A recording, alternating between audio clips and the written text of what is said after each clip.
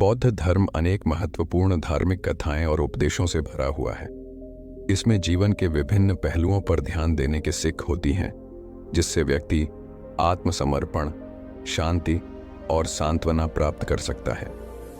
यहाँ एक छोटी सी बौद्ध कहानी है जो हमें यह सिखाती है कि खुश रहना और अपने जीवन को स्वीकार करना किसी भी परिस्थिति में एक महत्वपूर्ण गुण है। बहुत समय पहले की बात है। एक छोटे से गांव में एक बौद्ध भिक्षुका रहती थी। उसका नाम धना था और वह अपने सादगी और प्रेरणादायक जीवन शैली के लिए जानी जाती थी। धना भिक्षु यात्रा पर निकली हुई थी और वह अपने साथ एक गहरा संदेश लेकर गई थी, खुश रहो, चाहे जैसा भी हो। धना का यह संदेश गांव के लोगों को बहुत प्रभावित कर रहा था। उसकी शांति और प्रेम भरी आंखों में कुछ अद्वितीय था जो उसे अनूठा बना देता था। लोग बौद्ध धर्म की शिक्षाओं से प्रेरित होकर उसे मिलने जाते थे और उन्हें सुनने का आनंद मिलता था। एक दिन एक युवक नामक अर्जुन गांव में पहुंचा और उसने धना के बारे में सुना। उसे बहुत चारित्रिक और धार्मिक शिक्षा मिली थी, लेकिन उसका मन अब भी चिंता और असंतोष से भरा हुआ था। वह ने तय किया कि वह भी धना से मिलकर उसकी शिक्षा सुनेगा। अर्जुन ने धना की खोज में निकला और उसे एक दिन एक वृक्ष के नीचे बैठा हुआ पाया। धना ने उसका स्वागत किया और उससे बातचीत शुरू हो गई। नमस्ते अर्जुन, आप यहाँ कैसे आए हैं?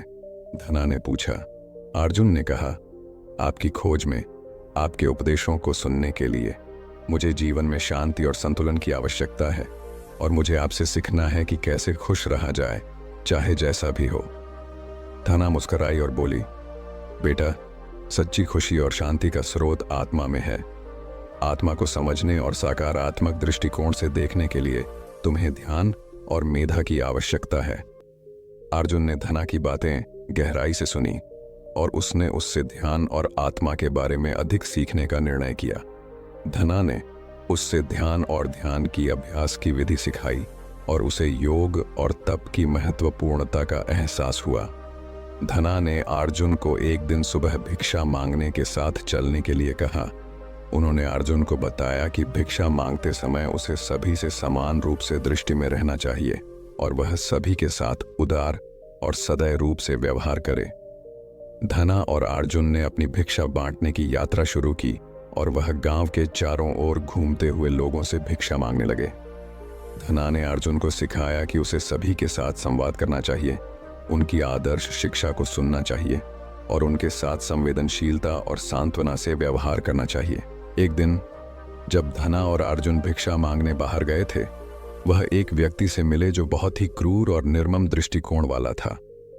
वह व्यक्ति ने धना और अर्जुन को नीचे देखकर तेजी से उनकी ओर बढ़ते हुए कहा, तुम यहां नहीं आ सकते, मुझे तुम जैसे लोगों को यहां नहीं देखना है। अर्जुन थोड़ी चौंका हुआ था, लेकिन धना ने मुस्कुराते हुए उत्तर दिया, महाशय, हम यहाँ भिक्षा मांगने आए हैं और हम सभी के समान हैं। हमें आपकी आगे कोई आपत्ति नहीं है।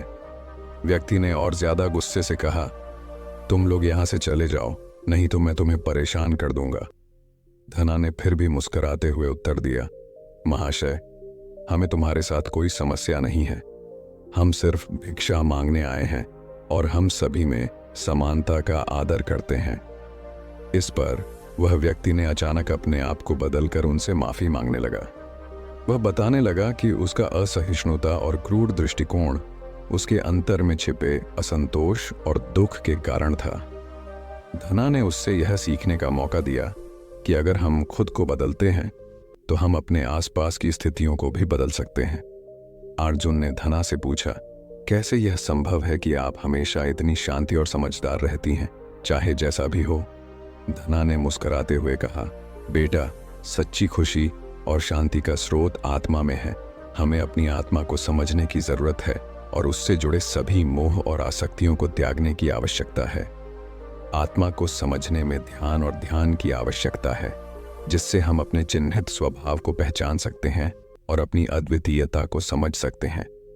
आत्मा को पहचानना और समझना मुश्किल है, परंतु यह एक महत्वपूर्ण साधना है, धना ने कहा। इसमें सफलता प्राप्त करने के लिए हमें सतत ध्यान और ध्यान की अभ्यास करना होगा। यह हमें अपने मानसिक स्थिति को नियंत्रित करने में मदद करेगा और हमें अपनी आत्मा के अनंत गुणों को अनुभव करने में सहायक होगा। अर्जुन ने सोचा, यह सच्ची शिक्षा है। मैंने अपने मन को हमेशा ही चलाया है, परंतु इसमें शांति और संतुलन का आभास नहीं हुआ। धना ने अर्जुन को एक छोटे से ध्यान अभ्यास की विधि सिखाई, जिसमें उसे अपने श्वास की ध्यान केंद्रित करने के लिए बताया गया। धना ने कहा, यह साधना तुम्हें वर्तमान क्षण में लाने में मदद करेगी और तुम्हें अपनी चिंता और भय से मुक्ति प्रदान करेगी। धना ने अर्जुन को ध्यान और ध्यान की अभ्यास विधि बताते हुए कहा, जब तुम ध्यान में होते हो, तुम्हें अपनी आत्मा की महक और शांति महसूस होती है। तुम अपने चिंता और उत्साह से बाहर निकलकर अपने सत्य स्वरूप को अनुभव करने के लिए तैयार हो जाते हो। धना की शिक्षाएं अर्जुन के दिल को छू गईं और उसने ध्यान और ध्यान की साधना में रुचि लेना शुरू किया। धीरे धीरे उसने अपने मन को शांत किया और अपनी आत्मा से जुड़ने का अनुभव किया। एक दिन जब धना और अर्जुन ध्यान कर रहे थे, अर्जुन ने महसूस किया कि उसकी चिंताएं और असंतोष धीरे धीरे उससे दूर हो रहे थे। उसने धना से कहा, मैं अब अपनी आत्मा के साथ ज्यादा संबंधित महसूस कर रहा हूं।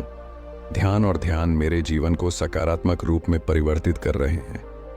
धना मुस्कुराई और बोली, यही सच्ची खुशी है बेटा। तुमने अपने अंतर्मन की गहराइयों से जुड़कर अपने जीवन को सर्वांगीण रूप से समृद्धि और शांति से भर दिया है।